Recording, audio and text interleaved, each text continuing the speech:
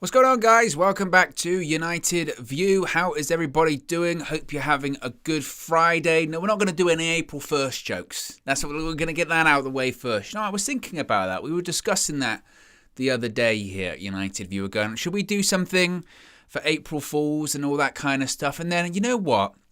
I went on social media this morning and I just saw so many, but they're just so bad. You know what I mean? They're just so terrible. And it's just like, I saw one, Wayne Rooney's going to be the next Man United manager and all that kind of stuff. And I was just like, oh, like at least be like creative with it or something like that. And I'm just, I think at the moment when it comes to Manchester United, I mean, we like, I mean, me certainly, we all like to have, you know, a bit of fun. You know, we like to have a bit of fun here on the channel, bit of vibes, as KG would say, right? Which sounds terrible coming out of my mouth.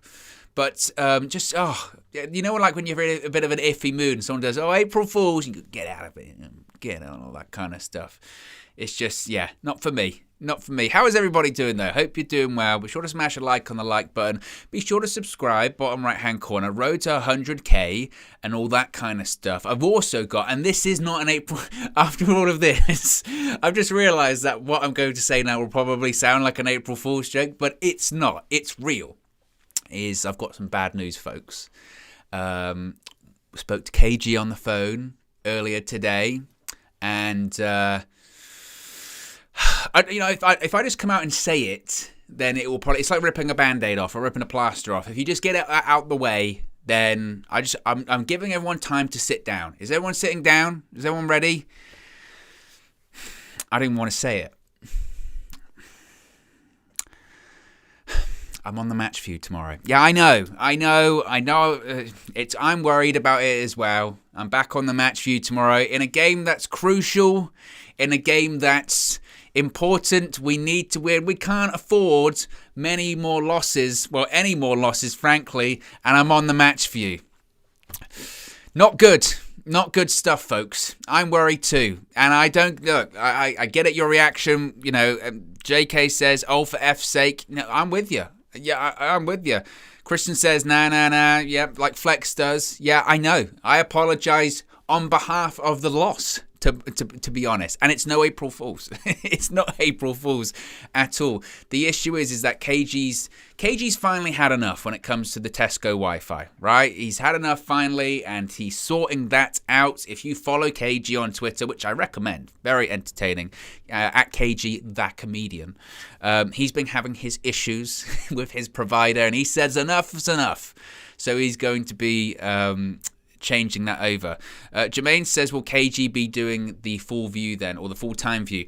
That's the hope. Yes, he will be doing the full-time view tomorrow. He'll be hosting the match reaction, whatever you want to call it. He's going to be doing that tomorrow. If it's a strong if the internet gods are in his favor. So pray for KG, certainly, yeah? Pray for KG. Anyway, there was a press conference today, guys, yeah? There was a press conference. Ralf Rangnick spoke to the assembled media for the first time since the international break. And honestly, and I'm not just vamping and padding for the sake of it, the press conference was really short. It was like 9 minutes and maybe 4 questions. So in terms of like answers that Ralf Rangnick gave, there's not a ton of them. What he did say was quite interesting, particularly the stuff when it pertains to Harry Maguire. He was always going to be asked about Harry Maguire, wasn't he? About the reaction to Maguire being booed at Wembley, and obviously Bruno Fernandes' contract extension, which was announced this morning. So we're going to talk about that as well. So that plus obviously the preview of tomorrow's game. We've got plenty to talk about. So let me know your thoughts as always in the live chat. We'll get it up on the screen. And we'll start off with the first question, which was about Bruno Fernandes. The question was, Bruno's, of course, got a new contract. How important is that for the club in longer term, and rewarding him for his performances over the 2 years that he's been here?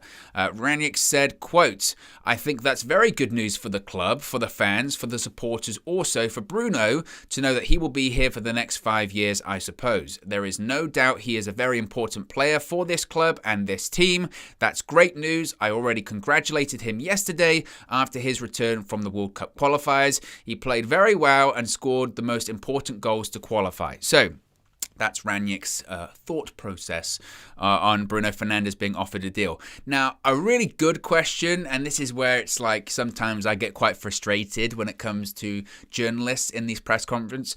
A good question would have been, how much influence did you have on these contract negotiations, or how involved were you in these contract negotiations, or did you speak to Bruno Fernandes at any point during these contract negotiations? Because of course the answer would be no, because Ralf Rangnick does not have any influence over contracts or transfers or futures or anything of that nature. That would have been the interesting question. He gave the answer that I think most people would expect him to give.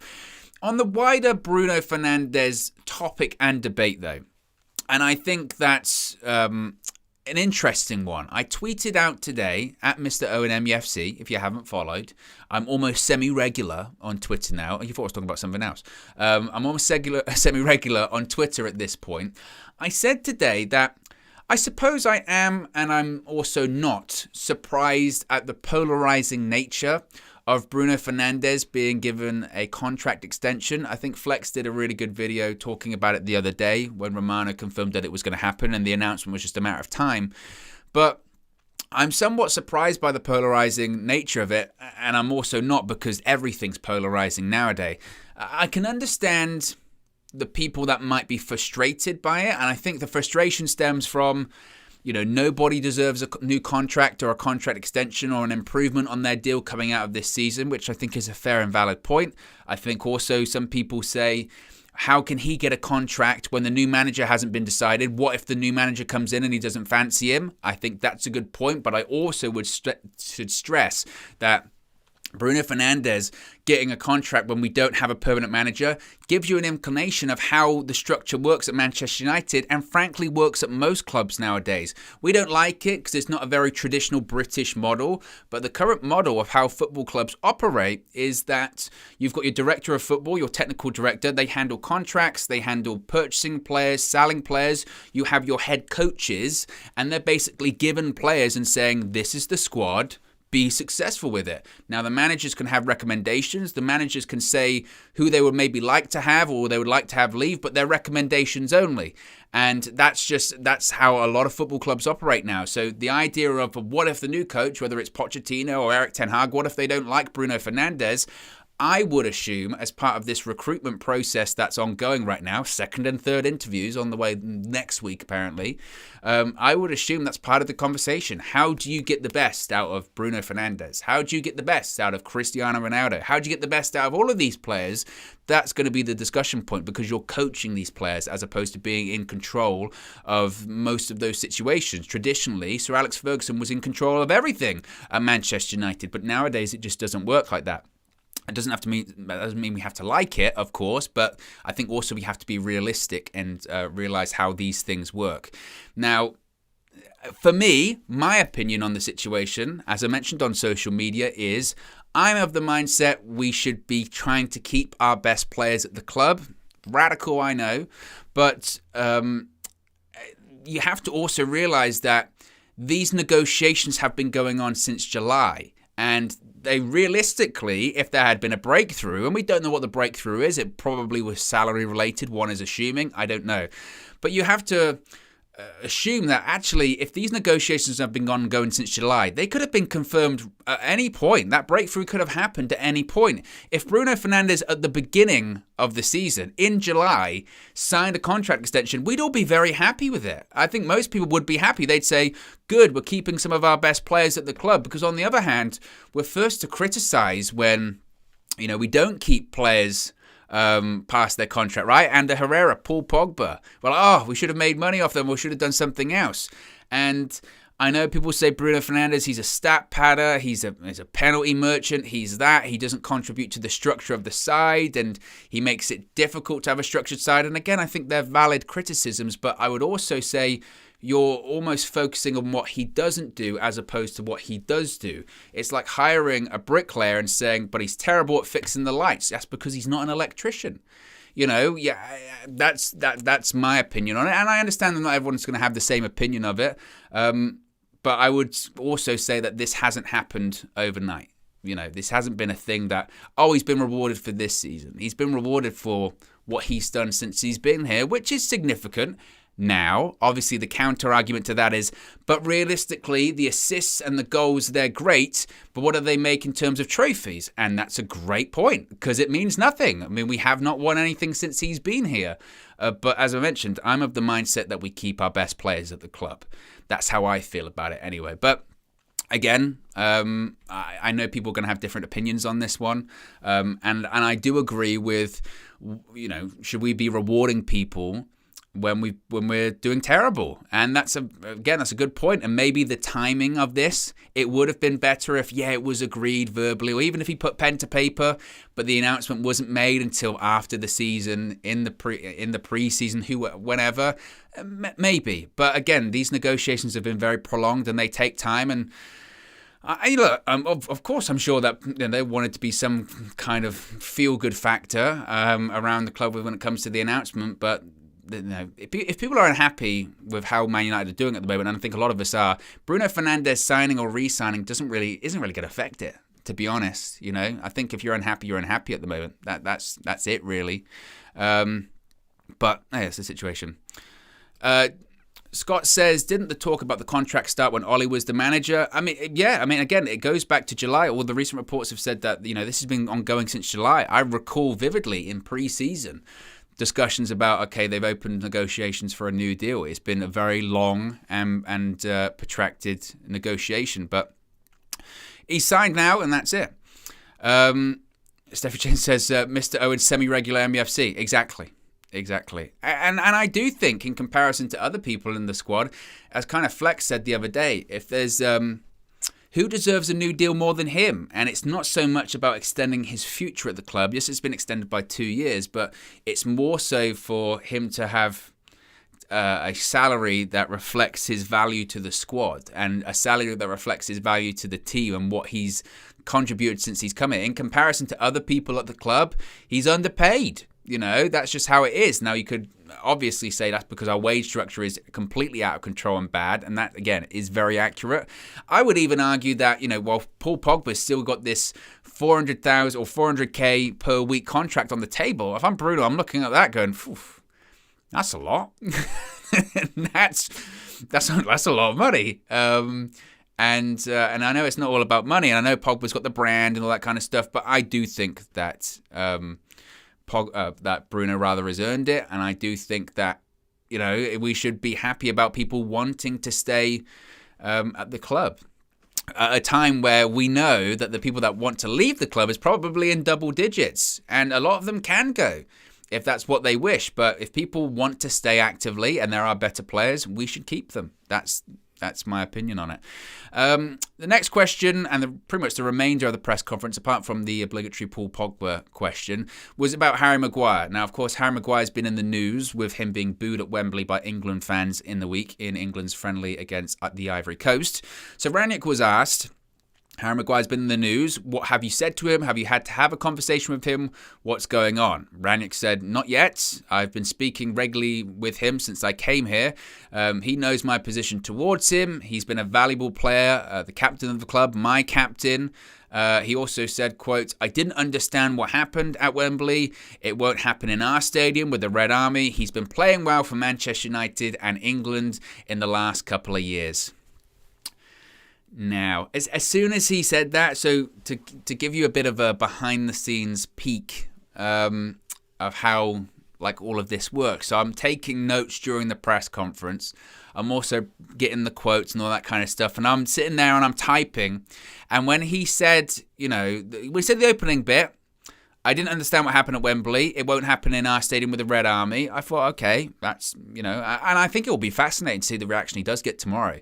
If he gets a positive response as, he's our player, we're going to back him, or if the boos continue, or if it's indifferent. I think it might be in the middle, to be honest with you.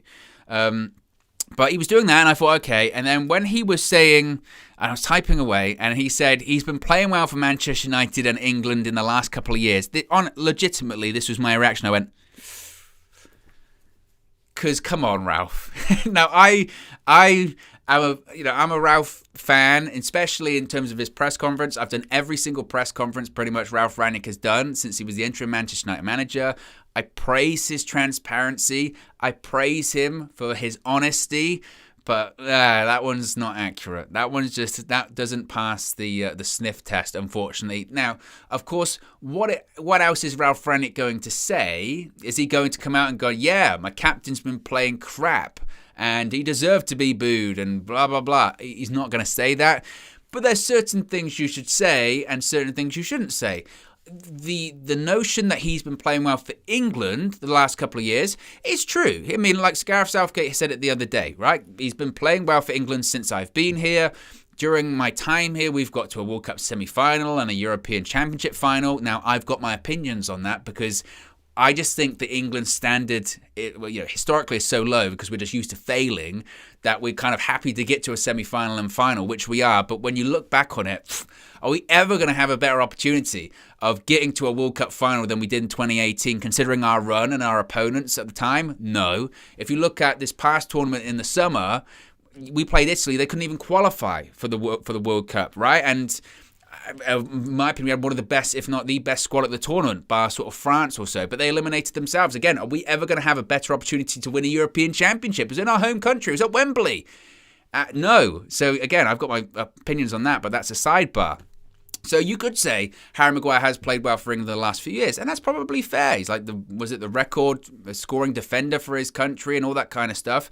But to say that Harry Maguire's played well for Manchester United for the last few years just isn't accurate. It's just not. I mean, last season, sure, he had a decent season last season, I think. I think that, again, it's important to remember these things, that when he was injured towards the end of last season, we did miss Harry Maguire at the time. We looked a less stronger side because of it, and we noticed his absence, and it was like, wow, maybe he is actually quite important to Manchester United. You don't know what you've got until you don't have it anymore, that kind of situation.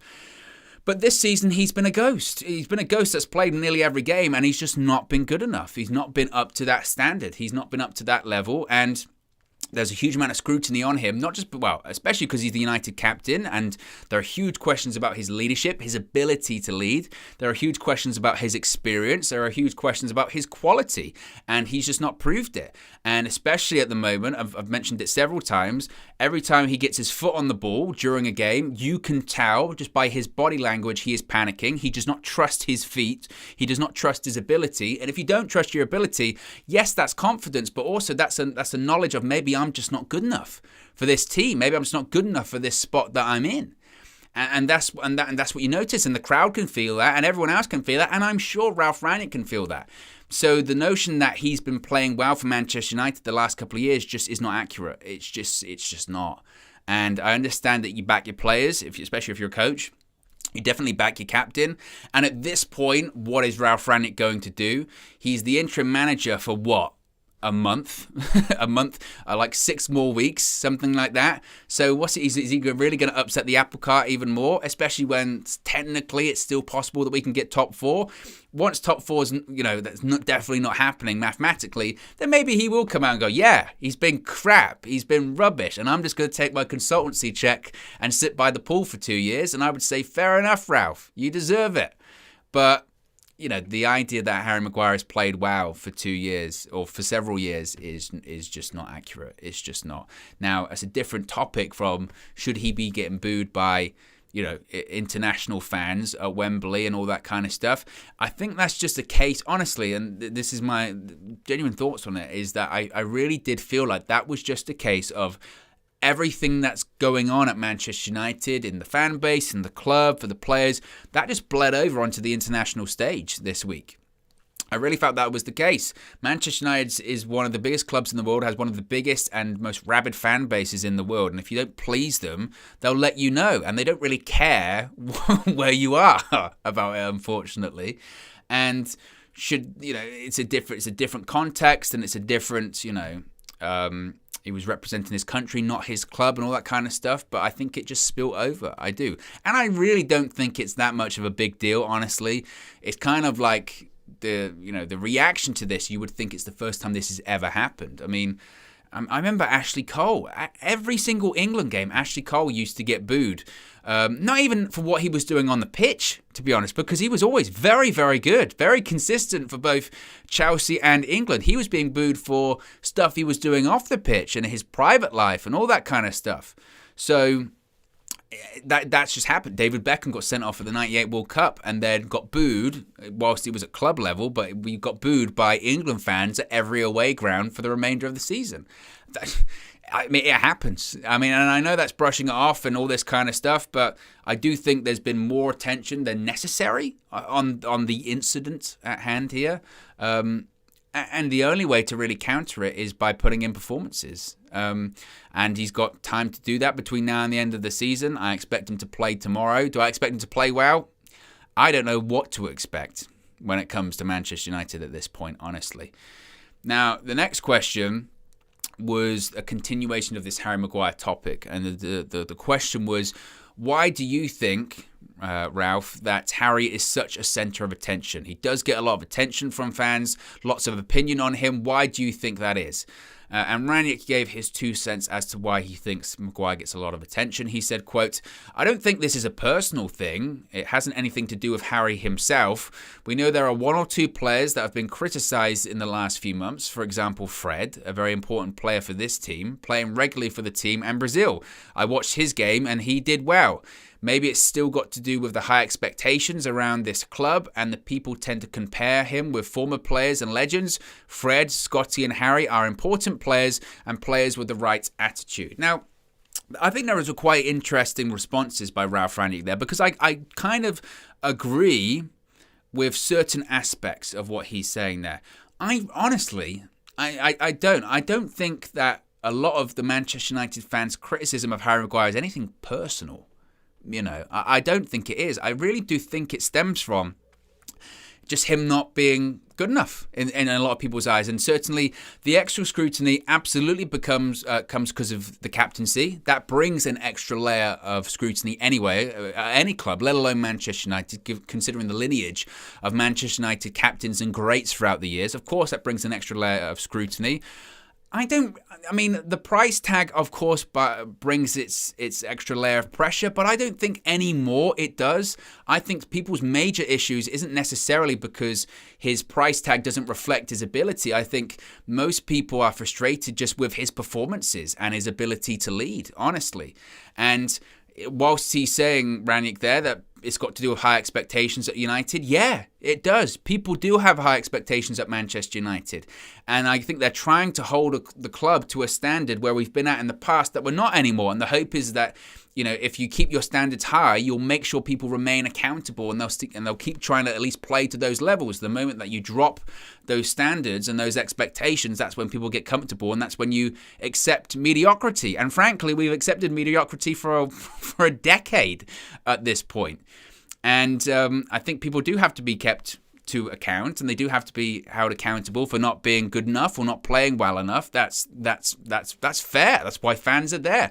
Fans are absolutely there to cheer you on and to back you to the end. And Manchester United fans will do that, but they're also there at the same time to give you a bit of a kick up the arse and say, look, you know, whilst you're on the pitch, come on, you know, attack, you know, all that kind of stuff. You can't lose that. You can't lose your identity. So I think that, again, that's where it stems from. Realistically, the scrutiny on Harry Maguire is fundamentally, is he good enough? That's fundamentally the scrutiny when it comes to Harry Maguire. Is he good enough to play for United in general? And certainly, is he good enough to be the captain? Is he the leader that we need? If he wasn't the captain, would he get as much scrutiny? No. He wouldn't. He wouldn't get as much scrutiny. They'd still say that I'm not sure he's good enough to play for Manchester United. But as the captain, as the leader, as the person you're meant to look to for inspiration and to drive you forward, that's where the scrutiny comes from. It's nothing personal. I really don't think it's anything personal at all. I don't. I think a great example that Rangnick has pointed out there is Fred. I mean, Fred, for the last 18 months, 2 years, of course he's been absolutely, you know, buried on social media several times. That he's terrible and he's rubbish and all that kind of stuff. I think Fred deserves a huge amount of respect, honestly, because definitely since Rangnick came in, he's been one of our best players. And I think United fans kind of respect that maybe he wasn't playing well, or maybe he wasn't up to the standard that some people thought. But you can't argue that since Rangnick's come in, Fred's been quality. In several games recently, he's been our best player. Against Tottenham, he was fantastic. In the first half against Atletico at Old Trafford, whilst we lost that game, first half he was absolutely brilliant. He really, really was. So I felt that I think Fred's a great example of someone that was being criticised, maybe for maybe the same reasons, not as much when it comes to the captaincy, because of course he's not captain, but more so of, is he good enough to be a Manchester United player? Is he up to that level? And there's still that question mark about a lot of players, and maybe even still Fred, honestly, when it comes to Man United. But I don't think you could argue that Fred's been playing badly recently. I think he's been playing very, very well. So I think that's a good point that Ralph's pointed out there. And realistically, this goes back to my Maguire point. That's how he turns it around. He turns it around by playing well. He turns it around by putting in performances, keeping clean sheets, scoring from set pieces. That's how he turns it around. He doesn't turn it around by scoring own goals or making mistakes or poor passes or being at fault for attacks and all that kind of stuff. That's ultimately how he turns it around. Brush says, the problems at the club stem from the owners and having people in positions of power who don't understand football. Exactly. And that will always be the biggest problem with it. That will be always the issue when it comes to Manchester United.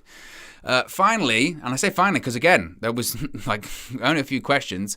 The question came about Paul Pogba. And obviously Paul Pogba, this seems ages ago now. This is how much news happens when it comes to Manchester United. It all comes at once. But the question was about Paul Pogba. Of course, he did an interview with French media and said that the last 5 years that he hadn't won anything. He felt like he wasn't satisfied with it. Maybe he hinted that he kind of wasted 5 years, but he didn't actually say that, it must be said. So the question was, Paul Pogba did an interview where he said he wasn't satisfied with 5 years he's had at the club. Can you understand that sentiment and will that shape what he does at the end of the season? And Ralf kind of bit back a little bit there. He said, quote, I've got enough to do now to prepare the team for the next game, and I don't think it makes sense to interpret or just judge what he has said in an interview. It doesn't make sense. For me, it's only important to judge him. He also continued saying, I heard he said he had played in different positions in the last couple of weeks. Since the game against West Ham, we had lost 3 strikers since then, with Bruno or Scott McTominay missing. You have to play in a different role. This is normal. He also said, to kind of expand on that point, he said that until the West Ham game, we'd lost 3 strikers, Martial, Greenwood and Cavani, who was also injured. We'll talk about Cavani in a second. He said Paul, by that point, was still injured himself. Bruno and Scott were missing against Spurs. Paul is flexible. He can play as a 6, as an 8, as a 10. So being moved around is a normal thing. And I do kind of agree with what Rangnick is saying there. People moving around, especially if you're a flexible player, it's kind of the curse of being flexible. I would also say, and this is what I've said before too, that if you play in a certain position and you play well, you won't be moved. If you make yourself indispensable to the team in that position, you won't be moved. Managers move people around. Sometimes they're forced by injury, but even when injuries happen, they know, I've got to keep Paul Pogba in that position. I have to. Because if I move him around, we'll play even worse. It's your form, it's your performances that dictate really where you play. Sometimes managers shuffle people around because they're like, well, I want to try and get him in the team, but he's not, the key player in that position. If Paul Pogba was putting in 8, 9, 10 out of 10 performances in a central midfield position as an 8 or whatever, he would play there every game. But he doesn't, and that's the Pogba issue, isn't it? It's inconsistency. Nobody can question Paul Pogba's ability on his day. Nobody can say that Paul Pogba on his day isn't one of the best players around in that position. But when is his day? How often does his day come along? Not very often. And that's the problem. The fact that 5 years into his time at Manchester United, or 6, we're still, 2016, 6, we're still discussing how do you get the best out of Paul Pogba. And the fact that is still a conundrum and that is still a riddle to some people is a bit of a problem. Do I expect Pogba to stay? I don't think it's ruled out. Go and check the earliest videos that we did on the channel. That, for me, I always felt Pogba's going to let his contract expire. He's going to wait, and he's going to see who makes him an offer. There'll be people that make him an offer, certainly. Will they offer him as much as Manchester United? 400k, that's on the table. It's been on the table since the summer. Will PSG come in? Will Juventus come in? Will Real Madrid come in? Will Barcelona come in? There will be suitors. I think Paul Pogba will give United the time of day. I think he'll be interested to see where we finish this season and who the manager is. I always said that I feel like Pogba, it will be a case of, are we winning anything? Are we close to winning anything? We're not winning anything, and we're not close to winning anything. So there are two crosses if he's doing a pro and con list about staying at Manchester United. But a big influence will be where we finish this season. If we're in the Champions League, it looks very unlikely. And who the manager is. It could be Pochettino. It could be Erik ten Hag. Maybe he has a great conversation with Erik ten Hag and he says, yeah, I want to see out my career here. But at the same time, you kind of get an indication as to where he's going to go, or certainly what his mindset is, because he's saying, look, I want to win trophies. I don't want to waste time. I felt like I've wasted some time and I want to win trophies. And if he wants to win trophies, honestly, I would be. It's not going to happen at United. I don't think so. I mean, you never know what could happen next season, but it doesn't look like it, does it? You know, the only thing I will say is that what kind of trophies do you want to win? If you want to win the French Liga title every season, by all means, go to PSG. But if you want to win the Champions League, do you really go to PSG? If you want to win, Serie A, don't even go to Juventus at the moment because they fourth. I mean, they're still technically in the title race, but you've got the Milan teams right back in it, Napoli as well, and Juventus. Are they even close to winning a Champions League at the moment? No. If you want to win, La Liga, you maybe go to Real Madrid, but Barca look to be back next season, and both of them, in Europe, I know Real Madrid are still in the Champions League, but are they close to us winning, or are they much of a sure thing to win the Champions League as they were last season, in previous seasons rather? No. So anywhere it's really a gamble at the moment. There is no sure thing. A couple of years ago, it felt like moving to, say, Real Madrid was a sure thing for trophies, like legitimate, proper trophies. And even that's become questionable at this point, hasn't it? So, I mean, there are rumours, aren't there, about a couple of Premier League clubs being interested in Paul Pogba. And honestly, I wouldn't rule that out. And whilst, as United fans, we can't imagine a great player or one of our top players going to another Premier League club, because the two most dominant at the moment Premier League clubs are our two biggest rivals locally, right? Liverpool and Manchester City. We couldn't wrap our heads around that. And if he does that, could you imagine? And I don't think he would, but you never know. You never know. But let's get into the preview for tomorrow's game, because there is a game tomorrow, obviously. David Lee says Pogba will stay, in my opinion. Interesting. Imran says Bayern Munich is the only one. That's a possibility, certainly. Nagelsmann, I mean, you go to Bayern Munich, you're going to win the Bundesliga, for what that's worth. But certainly Champions League. I mean, they recently won the Champions League. And again, Nagelsmann's a great coach, so I would certainly think that might be a possibility as well. James is in the chat. Big up, James. How you doing, bro? Hope you're doing good. James is preparing for a contest, so be sure to check him out on social media and give him support, because I'm sure he's going to be going through the diet phase soon. And that's hey, tough stuff, dedication. I appreciate the grind. But yeah, let's talk about the game tomorrow. Let's preview the game. So how many games are left? Austin Baker says, and remind everyone to like the video. Like the video, guys. We've got nearly 250 people watching, only 64 likes. Oh, I'm going to be getting a phone call from Mike Phelan himself, who's definitely not Josh, because Josh is on holiday. So how could they both be away at the moment? They're not. So it can't be. It can't be. They're different people. I told it. Steffi Jenks says, isn't it called cutting, not dieting? Potato. No, it is called cutting as well. But whatever, Steffi, whatever. Yes, be sure to smash a like on the like button. See if we get it to 100 likes, and be sure to subscribe, bottom right-hand corner as well. So how many games have we got left in the Premier League? I believe it's 9. My notes say 9. Yes, it is 9. We've got 9 games left. I was trying to do a bit of maths before I started today, and I ended up confusing myself very quickly, which is an issue. That's maths though. My maths does not go higher than GCSE level. I was never very good with numbers. So we got 9 games left. We're currently on 50 points. I looked at the table last season and I thought, out of curiosity, last season, how many points did the people that qualified for the top 4 have? How many points did they have? So last season, Fourth place had 67 points, third had 69 points, and second, which was us, had 74 points. That's what got you top 4 last season. We are currently on 50 points. So realistically, if we were to get fourth, and you're saying that 67 points is going to get you fourth again this season, we would need 17 points from 9 games. Now, I think it's going to be a bit more than 67 points. But we would have to pick up 17 points from 9 games. In comparison, Arsenal would have to pick up 13 points from 10 games. Yeah.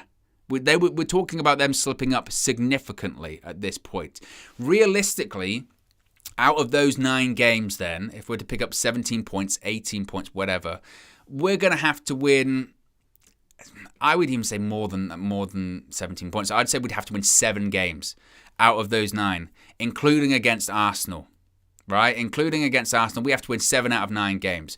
Which you could say, well, maybe doable. The issue is we would have to go on a run of form that we haven't been this entire season. Now, it's not unprecedented that people can just peak in the last 10 games. Look at Liverpool last season. They weren't going to get top 4, and then they just basically won their last, 10 games or something ridiculous, and they got into the top 4. Look at Leicester, how they avoided relegation the year prior to winning the title. They won the last 6 games in a row or something like that. So it's not unprecedented, but it's very unlikely because there is just nothing there at the moment when it comes to Manchester United that screams that we are capable of doing that. Look at our last 5 games. It's a win against Spurs, but then it's a loss, a draw, and 2 wins. It's inconsistent. At a time of the year that we need consistency to even be in with a chance of getting fourth, we are completely inconsistent, and that's the problem. That's the recent form. My long-winded point here is that, and this sounds, I'm even sick of saying it, guys. Tomorrow's a must-win, but it is. It is. It is a must-win. If we lose tomorrow, and again, I know I've said this so many times in the last 6 weeks or so, but if we lose tomorrow, our Champions League hopes, they are by a thread. And I honestly, deep down, do I believe that we're going to get, no, I don't. And I think a lot of people will probably agree with that. I know Marcel saying anything is possible and, next 3 games and all that kind of stuff, that's true, but I just don't see it. I have to have seen something that I can latch onto, and I can't. I really can't. Now, tomorrow, obviously, again, it's must win. Every game is must win at this point. The next 3 games we have, and this was kind of Marcel's point the other day, is that the next 3 games we have are winnable. And that is true. You've got Leicester at home, which you would hope United would win. You've got Everton away, who of course are not playing very well. They're fighting for their lives at the moment, which not a lot of people saw coming at the beginning of the season.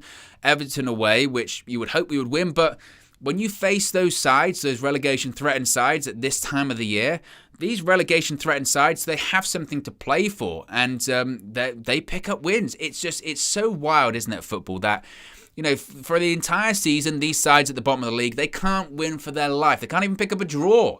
Then it starts to get in April and May, and suddenly they start winning every game. So they're not going to be easy, but the next 3 games, certainly, you would say United have to come out of the next 3 games with 9 points. If they don't come out of those next 3 games with 9 points, it's over, especially with the big games. So that they have to be 9 points. And then after that Norwich game at home, we have Liverpool, which, of course, huge game. And then after that, we have Arsenal, that away trip to Arsenal. Realistically, we have to go to that Arsenal game at the Emirates with a record of we've won every game probably apart from Liverpool. Again, full transparency, I don't expect us to pick up any points at Anfield. They're in a title race. They can't afford to slip up. Obviously, we would love to make them slip up, but love, I say that loosely because to hand the title to Man City as well, it's to kind of, but we have to realistically go into that Arsenal game with we've won every game apart from Liverpool to still be in with it, and then we have to beat Arsenal to be in with any shout. And that's just a big ask. In previous years I'd have said, maybe. Last year I said, sure, we could do that, but this year I just don't buy it. But what tomorrow it does mean is that tomorrow we have to win, nothing less.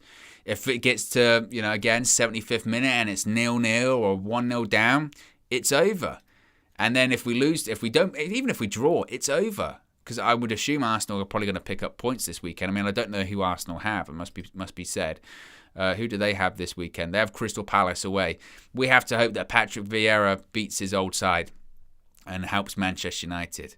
Now, again, do I think that we go into that Arsenal game of winning every game apart from Liverpool? Honestly, no. And that's not to be defeatist and down and all this kind of stuff, but honestly, no. The biggest reason why I think we won't is because we just concede too many goals. We're at a point where it's the 1st of April. You know, we're in the tail end of the season, guys, and we have a goal difference of +8. +8. That's incredible. That's incredible. In comparison, you've got Man City and Liverpool at the top of the league with goal differences of +50 and +55. We've got +8. And that's because we've conceded so many goals this season. You know, we've scored similar amounts of goals to Arsenal and Tottenham. We've scored more goals than Arsenal and Tottenham, but we've just conceded so many. We've conceded 40 goals. In comparison to Arsenal conceded 31 and Spurs have conceded 36. And that's why I don't see us being consistent between now and the end of the season, because we just leak goals. And whilst our goals conceded have improved under Ralf Rangnick, it's plugging gaps. It's putting your fingers over the Titanic that's leaking in water, and that's the issue. And Imran says, and that's the Maguire effect. And I think that's, again, going back to the question that Rangnick was asked. Why is this scrutiny on Harry Maguire? That's part of it. Absolutely, that's part of it. Because they'll be saying, well, he's your captain, he's your leader, he's meant to be the bedrock of your defence, and you're conceding so many goals. You've conceded, pretty much more goals than anyone in the top. Like, literally, the only people in the top 10 that have conceded more goals than Manchester United are our opponents tomorrow, Leicester.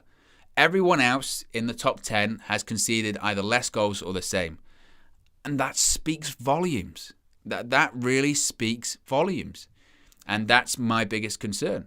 Now, recent form against Leicester at Old Trafford, I looked this up as well. We've won 4 out of our last 5 meetings with Leicester at Old Trafford. The last game we had, which was in was it May last year at Old Trafford, still in the empty stadiums, we lost against Leicester, but our recent record is good. I was actually quite surprised because prior to last year, of the game coming right at the end of the season, we always play Leicester at like August or September, right at the beginning of the season at Old Trafford, and we didn't. We haven't this year, which is just one of those things. Now, Edinson Cavani's not going to be playing tomorrow. He didn't say this in the press conference, Rangnick, but it was released shortly afterwards by United on the website and on the official app. Rangnick said, quote, according to the doctor, he will be out for a couple of weeks, 4 weeks, maybe 5 weeks. So we'll have to wait and see. That's obviously bad news to have another striker missing out. Apart from that, all the others seem to be fit. I think we might have seen a situation, guys, honestly, where Cavani might have played his last game for Manchester United. I know that seems dramatic, but look at it. If he's out for 5 weeks, the season finishes on the 22nd of May. And now, obviously, we've got, that's about 8 weeks. But a lot of the time when it comes to Cavani recently with these injuries, they tend to get extended. When he's been out for 1 week, it's ended up being 3. So who's to say that he won't be out for the remainder of the season? So realistically, at this point, Cavani might have played his final game. And also, we've got one striker for the remainder of the season. Because I know that Rangnick is back in Rashford to, he can be a striker, he can do this, he can do that. But we're not going to have Cavani, essentially. That's it. He's done. And that's such a shame for Cavani, because I think coming out of last season, there was a lot of hope surrounding him and a lot of positive feeling towards him. He'd become a bit of a cult hero, but I think with his injury record this season, I was thinking of this before I came live, like, if I was any club, and I know that Edinson Cavani's a name, and when he does play, he can still be effective, but if I was any club, I would be looking at Cavani going, what am I getting? Like, what am I getting? Because this is a guy that's played. Has he played double digits for United this year? I mean, his injury records at the best of time was bad, but now it's horrific. And I really would be surprised if he played another game for United. Honestly, I really would, because I just don't. I see him picking up more injuries between now and the end of the season. I do, and that's a shame. It is. Speaking of Leicester. a boost for us is that there's no Jamie Vardy. He's out with an injury tomorrow. Vardy's obviously always a threat, so that's a positive. Also, Wilfred Ndidi is not going to be playing for Leicester tomorrow. He's undergone an operation after suffering a knee injury in the recent Europa Conference League tie against Rennes. He'll play no further part in Leicester's season. He's likely to be replaced by Mendy. But they've had a lot of issues when it comes to centre-backs recently, Leicester. They've had to been forced to play, defensive midfielders.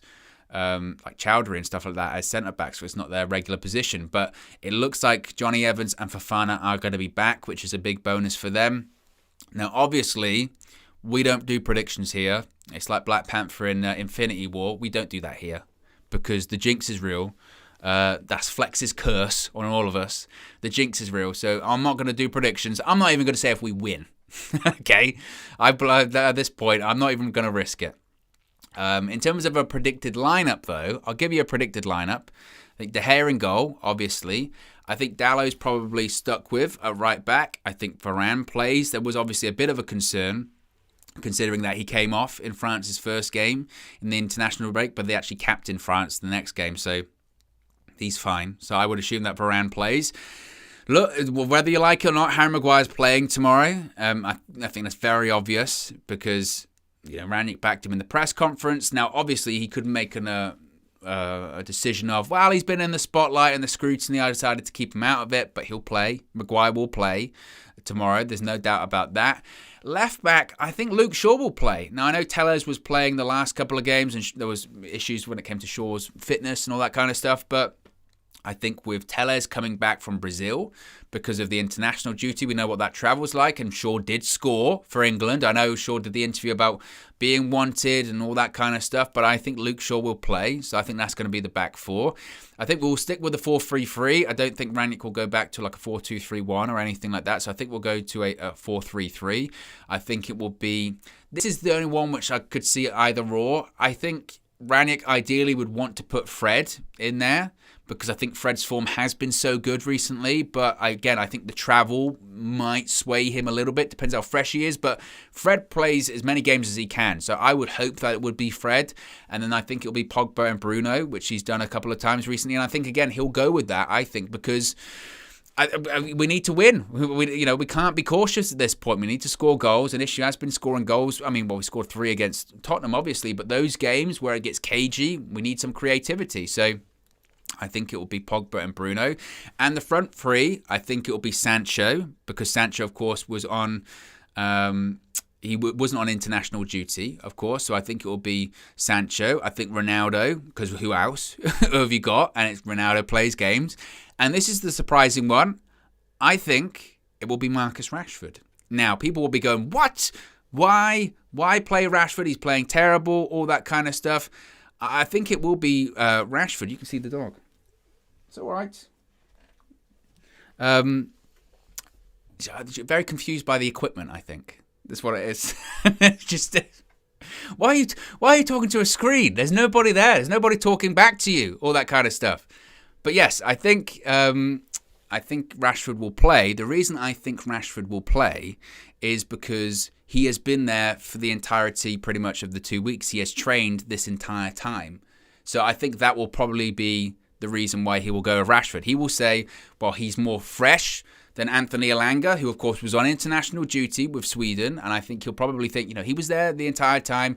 Marcus has had time off to recover, recuperate, and he'll, bring in a performance. Will he actually bring in a performance? I don't know.